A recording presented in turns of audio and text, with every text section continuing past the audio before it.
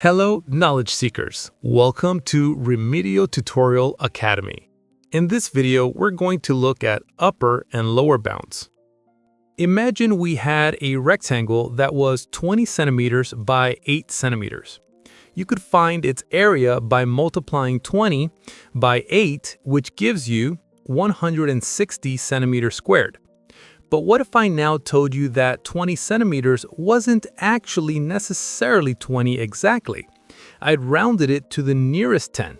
And for the 8 centimeters, it wasn't necessarily exactly 8. I'd rounded it to the nearest centimeter. What would be the maximum and minimum possible area for this rectangle? To answer this question, we're going to write down error intervals for the length and the width. Let's start with the length. That's 20 centimeters.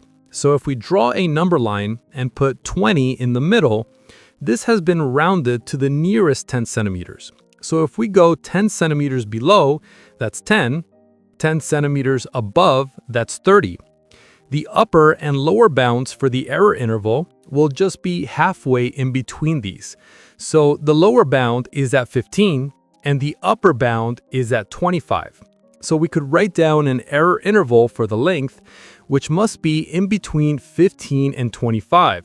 But of course, it can't be equal to 25. And that's why we use that less than symbol. Now, if we do the same thing for the width, for 8 centimeters, we can put 8 in the middle. This one's been rounded to the nearest centimeter. So let's go 1 centimeter below and 1 centimeter above. And then halfway in between these will form our error interval.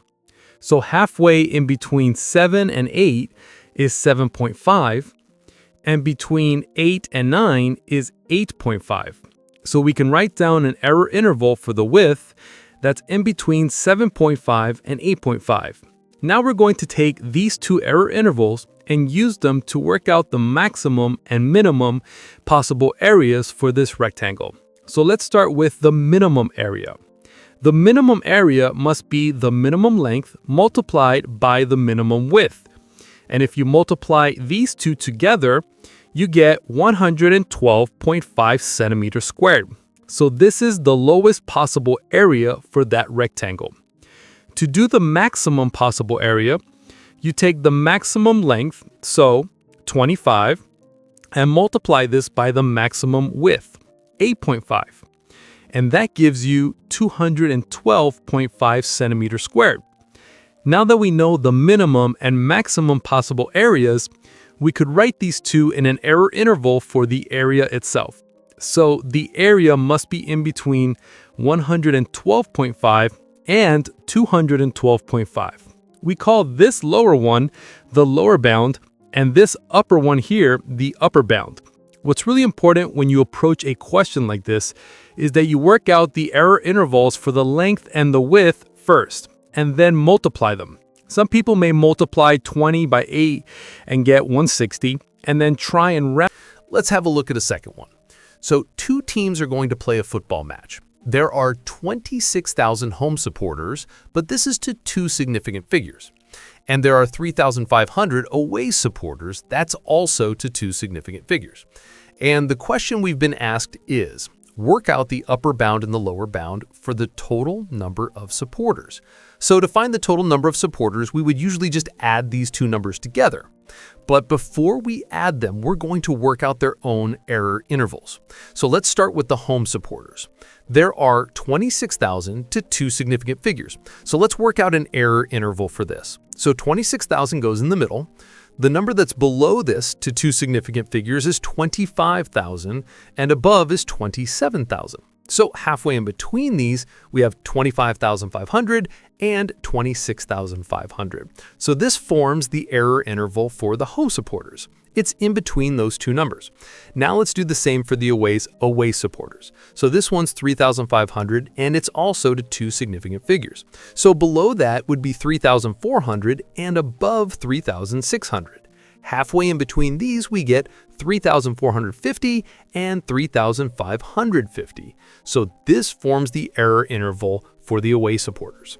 So if we now take these two error intervals, and we've been asked to work out the upper bound and the lower bound for the total number of supporters. To work out the total number of supporters, you would add the number of supporters for home and away together. So if we're going to work out the upper bound, we would add the upper bound for the home supporter is 26,500 and the upper bound for the away supporters 3,550 and get 30,050. And then for the lower bound, we would do the lower bound of the home supporters, so 25,500, and we'd add to this the lower bound of the away supporters, 3,450. And this gives you a lower bound of 28,950. Since the questions just asked for the upper and lower bound, we don't need to write this as an error interval. We've finished this part of the question. Now, a second part of this question might say, at halftime, 2,000 supporters to one significant figure leave the match. And then we need to work out the upper and lower bounds for the number of supporters still at the match. Now, we already know the upper and lower bounds for the total number of supporters at the match. The total is in between 28,950 and 30,050.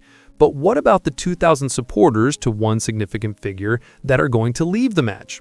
So the supporters that are going to leave must be in between 1,500 and 2,500. We've been asked to work out the upper and lower bounds for the number of supporters still at the match. So here we're going to do a subtraction. The total amount subtract the number that leave. So if we start with the upper bound, your first instincts will probably be to do the upper bound for the total, subtract the upper bound for those that leave. 30,500 subtract 2,500, which gives you 27,550. But for a subtraction, this is actually incorrect. If we want to work out the maximum number of people that are still at the match, we want to start with the maximum amount of supporters, so 30,050, but we want the lowest amount of supporters to actually leave. So we don't want to use the upper bound for those that leave, we want to use the lower bound at 1,500. This is because if you do a large number subtract a small number, you end up with a large answer still. So if we subtract a smaller amount, like 1,500, we'll end up with a bigger answer. So the upper bound is 28,550. Now we need to think in a similar way for the lower bound. If we want to work out the lowest amount of people still at the match, we want to start with the lowest amount of supporters in total, so 28,950, but we want the maximum amount to leave, so 2,500. So to work out the lower bound for the number of supporters still at the match, we do 28,915, subtract 2,500, and this gives you a lower bound of 26,450. The lesson here is that when you do subtractions, you need to be really careful. If you're going to do the upper bound with a subtraction, you do the upper bound, subtract the lower bound, and if you're going to do the lower bound, you do the lower bound, subtract an upper bound. And this is really similar for division as well. Let's summarize all of this in a table. So let's say we had two numbers, we'll call them A and B, and we had the error intervals for them. The lower bound of A, which we're just going to call LA, and the upper bound of A, which is going to be UA, and then the lower bound of B and the upper bound of B.